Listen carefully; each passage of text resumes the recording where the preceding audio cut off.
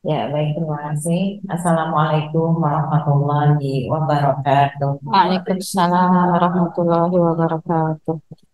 Alhamdulillahilladzi arsala rasulahu bil huda wa dinil haq liyusrahu ala dini kullihi wa kafa billahi syahida. Asyhadu an la ilaha illallah wahdahu la syarika lah wa asyhadu anna Muhammadan abduhu wa rasuluhu la nabiyya ba'da. Rabbi shrah li sadri wa yassir li amri wahlul 'uqdatam min lisani yafqahu qawli. Rabbi habli hukma wa ahiqni bis-salihin waj'alni lisana sidqin fil akhirin waj'alna min warathati jannatin na'im. Amin ya rabbal alamin. Amin. Amin.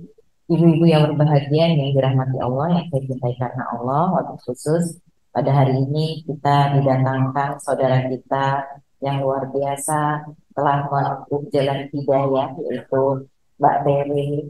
Masya Terima Allah. kasih Doa. sudah bisa bersama-sama dengan kami pada pagi hari ini.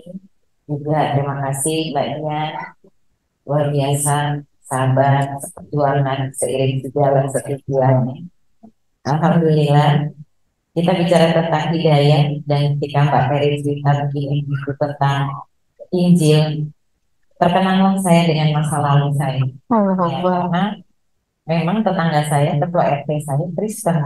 Subhanallah. Jadi dia senang gitu ngumpulin anak-anak kecil. Pertama-tama, ayo nari tortor. Kan habis selesai nari tortor, kasih duit 25 perak. Itu Hmm. senang banget anak-anak kecil ya. Mm-mm. Itu luar biasa juga tuh. Terus lama-lama, mungkin ke gereja yuk. Ngapain kerja? Udah main aja ke gereja. Oke. Jadi waktu itu saya kan nggak ngerti ngapain gitu di gereja. Saya liatin orang. Itu ngapain tuh? Oh itu pemberkatan Hmm. diberikan minuman Iya, satu sloki sama potongan roti roti. ya. Mungkin itu maksudnya apa sih? Itu perjamuan Perjamuan ya. kudus. Saya nggak ngerti deh. Pokoknya saya habis itu cuma ngeliatin aja di belakang. Kiki mau nyobain nggak? Enggak apa. Alhamdulillah. Ya. Jadi eh, lama-lama saya berpikir, oh ternyata berbeda ya saya dengan agama Kristen dan kemudian setelah saya berhijab di usia 17 tahun, Alhamdulillah ya Allah. alhamdulillah ini juga hidayah. Saya mau ini juga belajar ini juga. Masya Allah. Dan kebetulan memang dari kelas 1 SMA, kelas 2 SMA, kelas 3 SMA, saya sebangku dengan jadi yang Teman. paling seru itu di kelas 2. Kalau di kelas 3 saya masih masih oke lah, welcome ya. Saya tolong juga karena dia dapat Unpad jurusan komunikasi, saya anterin dan sebagainya. Tapi waktu kelas 2 tuh agak heboh karena saya kan memang eh, belajar ya Masya tentang Allah. itu. Lalu saya kumpulin teman-teman yang Kristen. Pada bilang gini, ih pinter loh, Injil, ini kita dengerin. Kristen pada ngumpul semua. Masya Allah. Saya bilang gini, kasihan ya Tuhan kamu. Kenapa Kir? Tuhan kamu tuh dibilang degil dan pembohong loh. Iya. Sama siapa? Sama Sama baik. Paus. Loh kok ingin tahu? Bukan. Waktu itu masih apa? Iya, Masya Allah. Tuh kan? Degil dan pembohong orang yang disunat. Terus maksudnya apa? Nih, bukan. Yesus disunat setelah 8 hari. Setelah 8 hari, Yesus disunat. Jadi saya ingat banget itu. Artinya Yesus dikatakan degil dan pembohong dong. Ih, mungkin mah. Terus pada satu-satu Pergi. pergi. Akhirnya teman sebangku saya kan saya ke belakang, nggak di depan karena saya pilihnya posisi depan. Dia tahu saya tiap hari bawa Al-Quran, besoknya dia bawa Mazmur dong, bawa Mazmur, bawa Injil gitu ya. Dalam hati, ya jadi deh perang. Masya Allah. Diem-dieman gitu ya. Padahal sebenarnya saya welcome juga kalau mau ngobrol-ngobrol, tapi jadinya diem aja. Hari ini dia ada di New Zealand dan menjadi pelayan gereja. Ya karena memang namanya Kristen, namanya Melita Mamisa, saya masih ingat. Bismillah Ustazah. Ke sana lagi.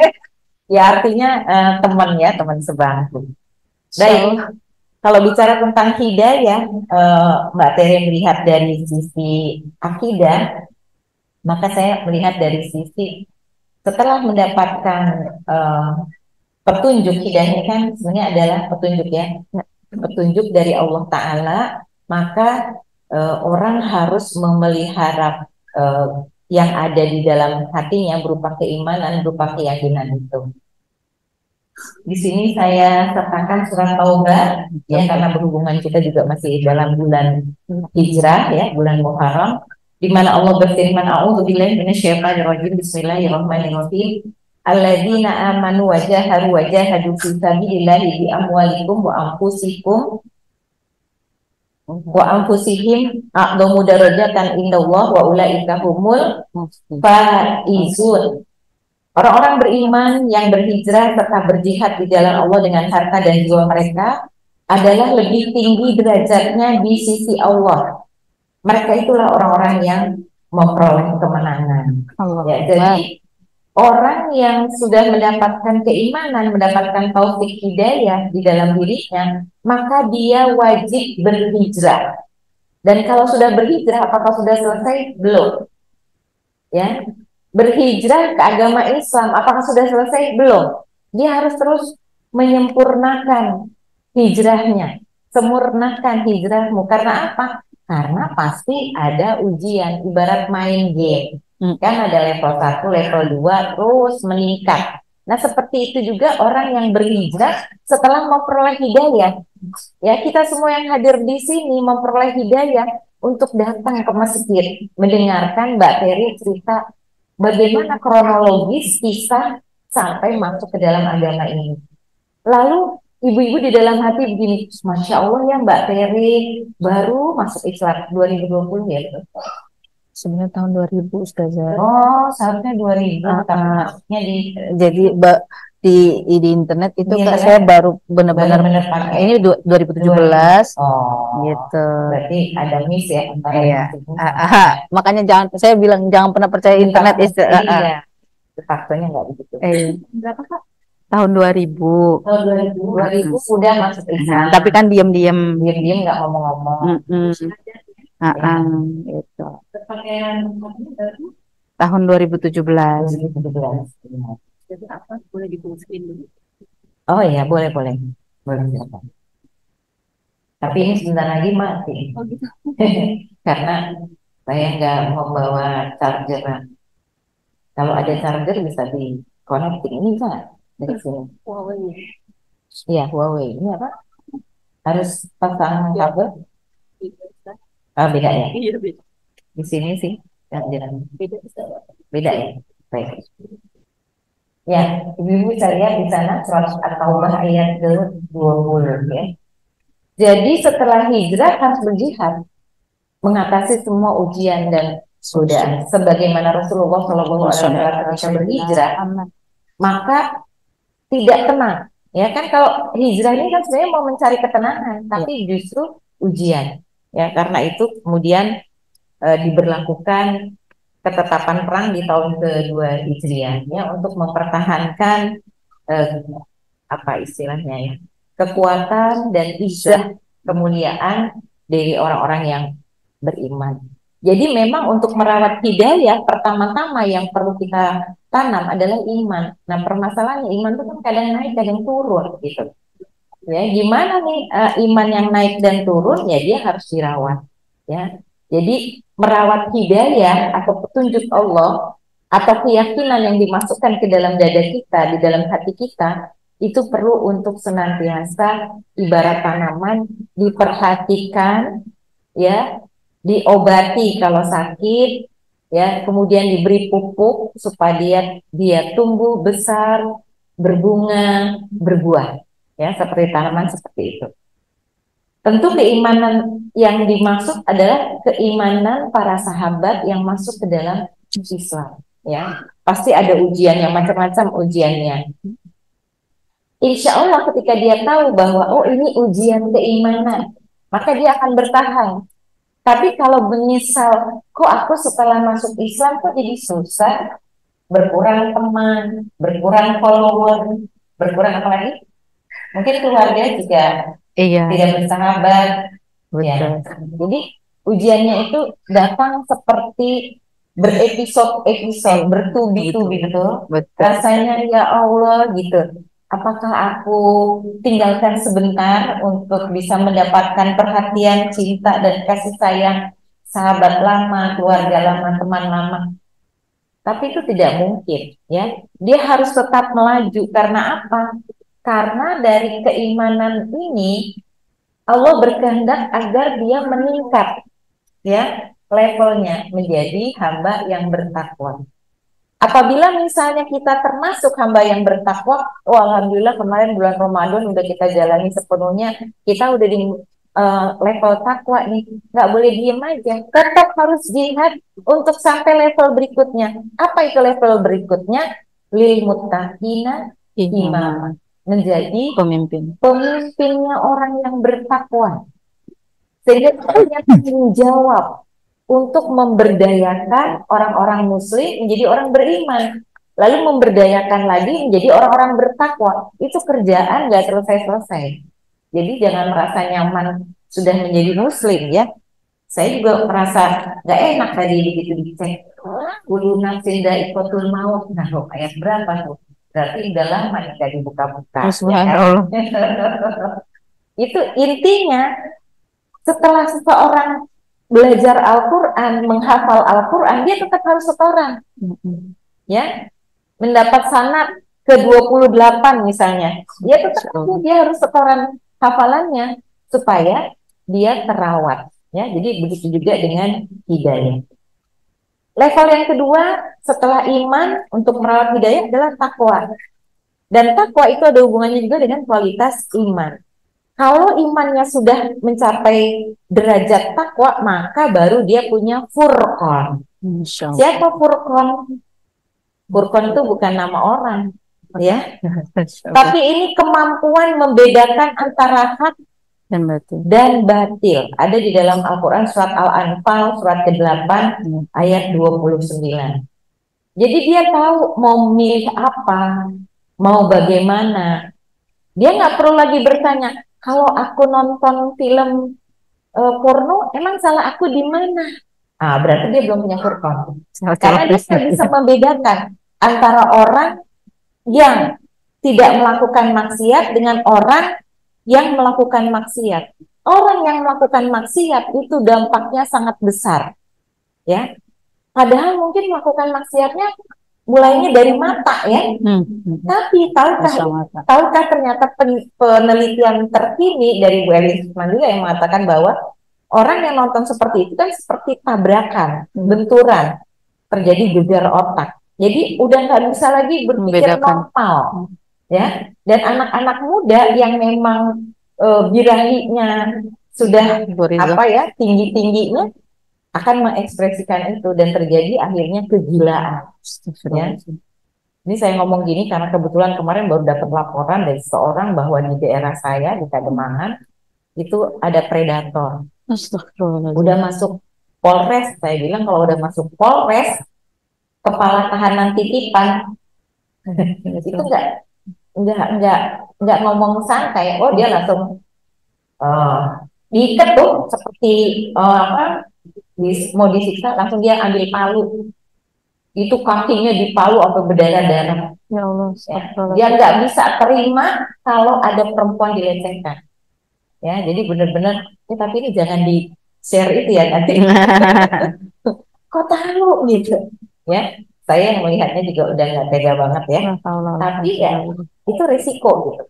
Nah, kita kembali lagi. Coba kalau dia punya furqan, dia pasti akan khawatir terhadap apa yang dilakukannya.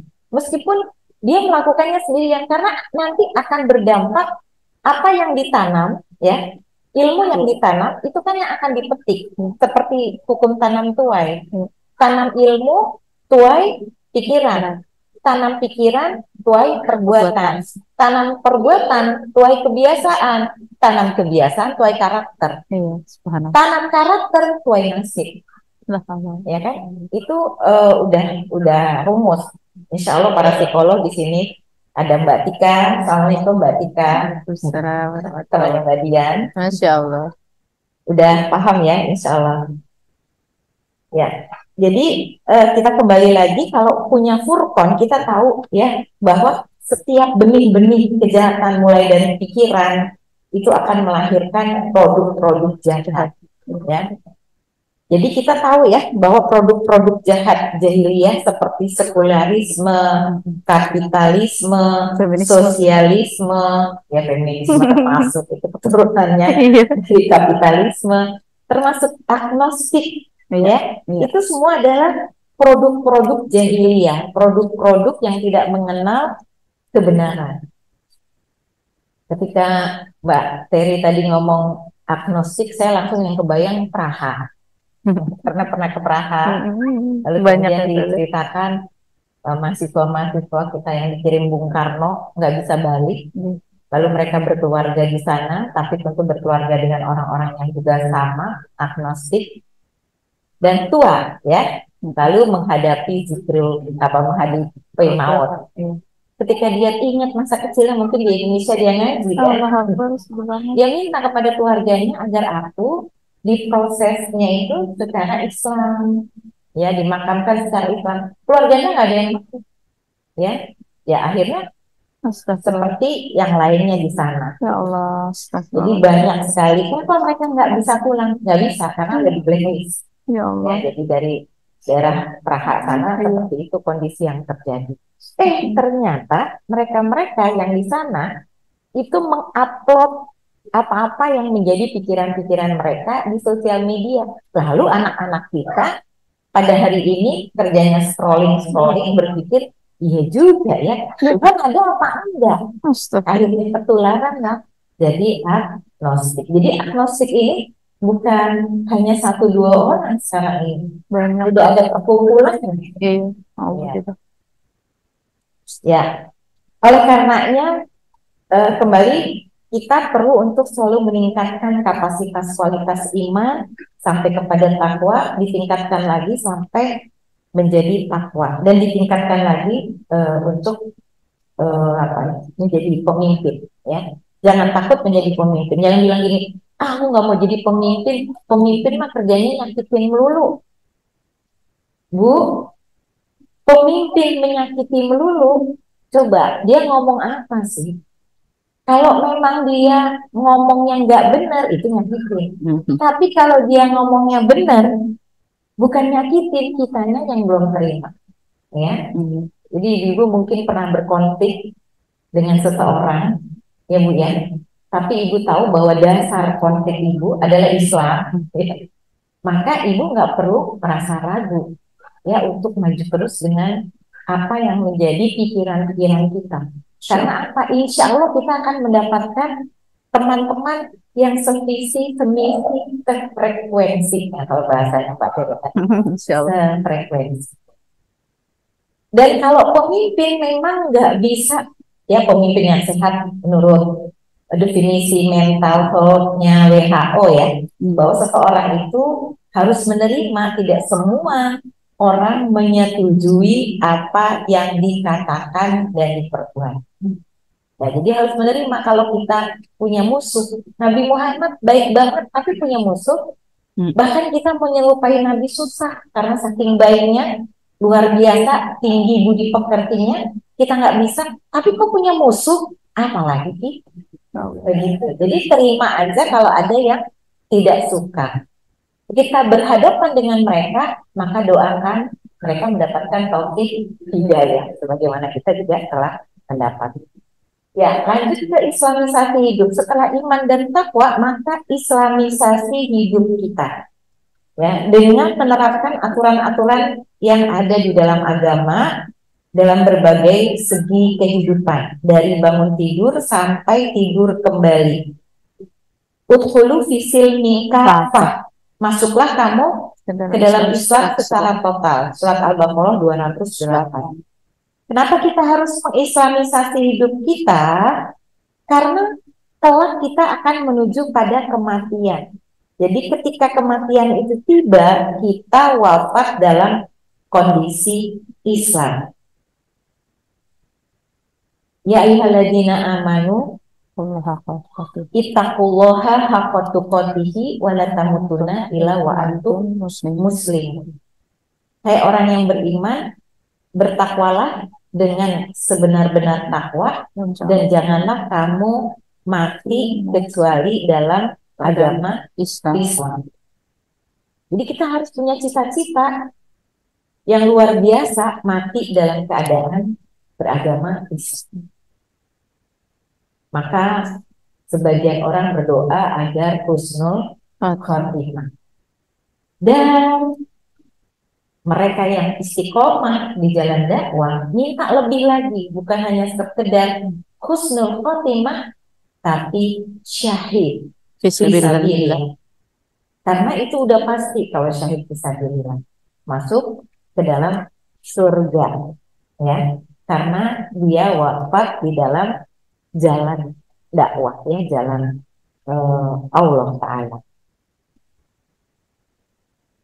Ada sebuah nasihat yang diberikan Rasulullah kepada seorang sahabat. Sahabat ini mengatakan, "Wahai Rasulullah, katakanlah kepadaku satu perkataan dalam Islam yang aku tidak akan bertanya kepada seorang pun selain engkau." Lalu Nabi bersabda, "Katakanlah, aku beriman kepada Allah, kemudian beristiqomahlah." Ya, jadi untuk merawat hidayah ya istiqomah. Ulama berkata istiqomah ini konsisten, ya, konsisten dalam taat kepada Allah, dan konsisten ini termasuk jawamiul kalim, kalimat ringkas, ya, kalimat ringkas. Konsisten istiqomah itu kalimat ringkas. Jadi kalau istiqomah satu kata udah, ya, itu sudah memenuhi semua apa pengertian, pemaknaan pra dan pascanya. Jadilah kamu orang yang memiliki istiqomah, tidak menjadi orang yang mencari karomah. Karena sesungguhnya dirimu bergerak untuk mencari karomah, sementara rohmu menuntutmu untuk beristiqomah. Jadi ketika kita istiqomah, kita jangan mencari-cari karomah. Apa tuh beda? Ya. Karena orang yang istiqomah itu kan melakukan ibadah yang sunah-sunah. Maka di dalam hadis qudsi dikatakan, aku yang akan menjadi matanya yang dengan itu dia melihat, menjadi telinga yang dengan itu dia mendengar, menjadi tangannya yang dengan itu dia memegang, menjadi kakinya yang dengan itu dia melangkah. Wah, kalau itu sangat dalam hidup. Masya Allah. Allah dong. Ya, lalu kita berpikir, aku ingin menjadi orang yang penuh dengan karomah. Ya. Cari-cari tuh gimana kita menjadi sakti mandraguna. Nggak usah, nggak usah ya Bu ya. Karena Nabi juga waktu perang nggak pakai ilmu kesaktian, luka juga, ya, tetap juga ya, rompal giginya, ya, berdarah, manusiawi sifatnya. Jadi kita pun demikian. Yang penting kita istiqomah aja, terserah Allah. Allah mau memberikan sebelum kita mengucapkan. Ya, ibu kan mungkin dalam hati terbesit ingin buah gitu. Ya. Ya Allah, Masya Allah. Rasanya alhamdulillah. Iya benar, Masya Allah. Misalnya begitu ya. Ibu jangan terus bilang gini, nah juga yang saya. Jangan. Astagfirullah. Ya. Istighfar dan pujilah Allah. Alhamdulillah. Ya, ternyata baru berdesir belum mengangkat tangan, Allah sudah memberikan. Siapa itu? Mereka-mereka yang memang menyibukkan dirinya dengan Al-Quran. Ya, orang yang sibuk dengan Al-Quran, maka Allah akan memberi lebih baik dari apa yang diminta. Nah, karena itu merawat hidayah, poin yang lainnya adalah sibukkan diri kita dengan Al-Quran. Ya, jadi benar yang dikatakan Mbak Tere tadi. Al-Quran ini mukjizat, ya, mukjizat Nabi Muhammad yang sampai hari ini masih bisa kita rasakan, ya, yang luar biasa itu. Kita bisa menyembuhkan apapun dengan Al-Quran, insya Allah. Misalnya menyembuhkan sakit hati. Di sini ada yang sakit hati? Masya Allah. Kalau lagi sakit hati, baca Quran. Apakah kita curhat di sosial media? Ya. Baca Quran, ya. Sambil niat, ya Allah, aku ingin menyembuhkan sakit hatiku. Ya, ketika kita baca Quran, insya Allah sakit hatinya sembuh. Ya. Sakit apa lagi Bu biasanya? Sakit ATM-nya, dompetnya. Ada yang sakit? Kantongnya sakit. Ya, kantongnya sakit. niat bismillah baca Quran, ya Allah, dengan membaca Quran aku berharap selain dia menjadi syafaat kelak di yaumil kiamah, maka jadikanlah Al-Quran yang aku baca ini membawa rezeki. Insya Allah, Bu, ya, rezekinya mengalir. Alhamdulillah. Masya Allah. Inilah keajaiban Al-Quran. Masih banyak lagi ya. Tapi coba kita perhatikan yang lain, faktor-faktor yang memunculkan istiqomah, bagian dari merawat hidayah, diambil dari kitab Madarijus Salikin, tulisan Ibnu Qayyim al-Jauziyah. Saya ringkas-ringkas saja. Yang pertama, ya kita beramal dan melakukan optimalisasi. Beramal aja, Bu, jangan nggak beramal. Ya, tentu beramal yang kita udah punya ilmunya. Hadir di majelis taklim, bid'ah nggak? Bukan. Ya. Sholat sunnah duha, bid'ah nggak? Bukan. Jadi kita ada ilmunya. Ya. Beramal dan optimalisasi. Lalu yang berikutnya berlaku moderat. Ya, moderat antara tindakan melampaui batas dan menyia-nyiakan. Melampaui batas misalnya apa? Kita senang, kita sangat cinta kepada Allah. Sholat subuh nggak cukup 2 rakaat karena cintaku sangat besar. Lebay. Ditambah sholat subuhnya 4 rakaat. Enggak ya? Itu lebay, berlebih-lebihan, melampaui batas. Tidak. Tapi juga jangan menyia-nyiakan.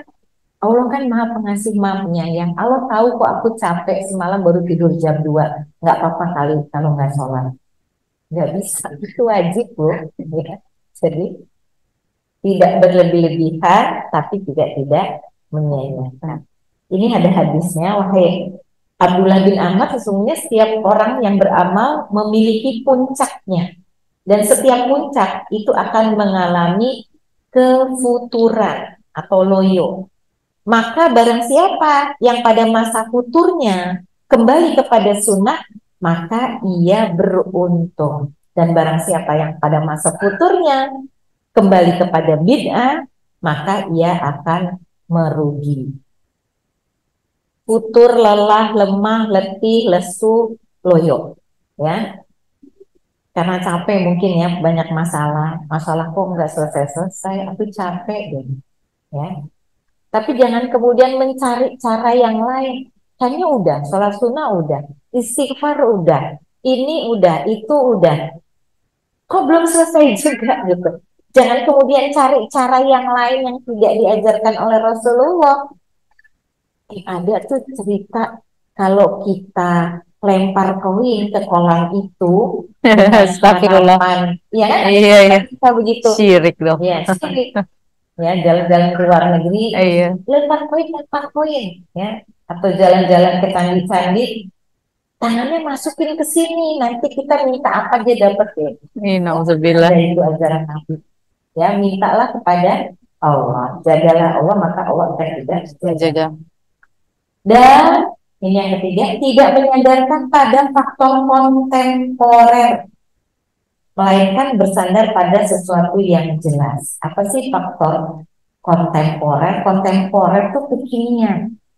Tidak menyandarkan pada faktor kekinian. Emang yang lagi kekinian apa? Yang lagi kekinian tuh kalau deket-deket sama dia, biasanya kita langsung dapat proyek. Kalau deket-deket sama dia, biasanya kita dapat kedudukan. Ya. Ternyata deket-deket sama dia bilang gini, Mas, udah kamu nggak usah sholat Jumat hari ini, dosamu aku yang tanggung. Astagfirullah. Ini kebetulan saya pernah mendengar statement seorang rektor zaman saya masih kuliah. Jadi asistennya dibilang, Mas, kamu nggak usah sholat Jumat, biar ininya apa, dosanya aku yang nanggung. Oh enggak ya Ibu, bisa masing-masing nanggung sendiri. Ya, jadi kita tidak bisa menyerahkan kepada yang lain. Itu maksudnya. Jadi jangan bersandar pada faktor-faktor kontemporer. Apalagi ikhlas. Ini ada di dalam Al-Quran surat Al-Baqarah. Wa ma umiru illa liya'budullaha mukhlishina lahu din. Ya, hunafa wa yuqimus shalah. Dan seterusnya. Ikhlas melakukan ini semua karena Allah. Saya merenung-renung bagaimana ya Ibrahim alaihissalam ketika meninggalkan Siti Hajar. Lalu ditanya oleh Siti Hajar, wahai Ibrahim, apakah kau meninggalkan aku? Perintah Tuhanmu.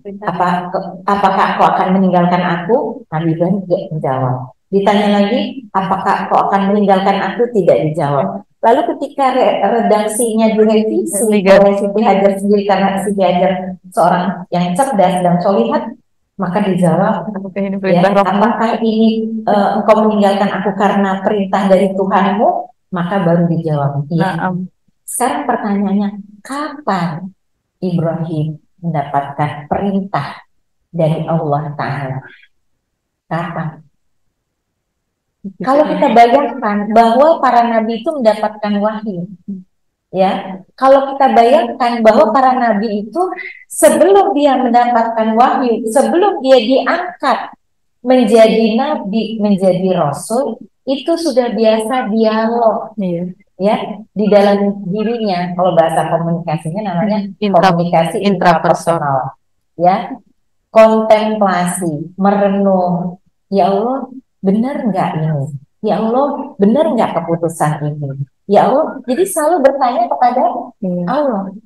Nah, begitulah Nabi Ibrahim alaihissalam, yang apa dilakukan ini memang terus dilakukan juga oleh Nabiullah Muhammad Sallallahu Alaihi Wasallam, berkontemplasi, merenung, dialog di dalam dirinya, bertanya langsung kepada Tuhan, kepada Allah Ta'ala. Nah, demikianlah kita. Kalau kita misalnya nggak ikhlas di dalam diri kita, kita tanya, ya Allah boleh nggak kalau aku nggak ikhlas? Lupa. Nanti dijawab sama Allah.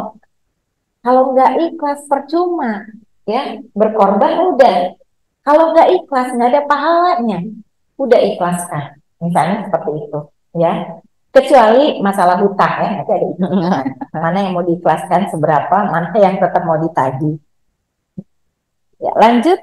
Melarat hidayah yang berikutnya tidak melampaui batas yang telah digariskan oleh ilmu pengetahuan. Ada di dalam surat Al-Isra ayat 36.